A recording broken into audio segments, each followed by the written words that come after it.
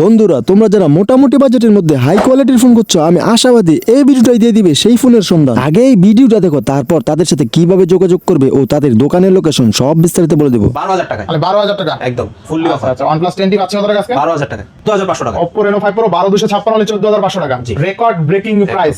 Samsung S24 Ultra 12GB 256GB only কিন্তু 70,000 টাকা।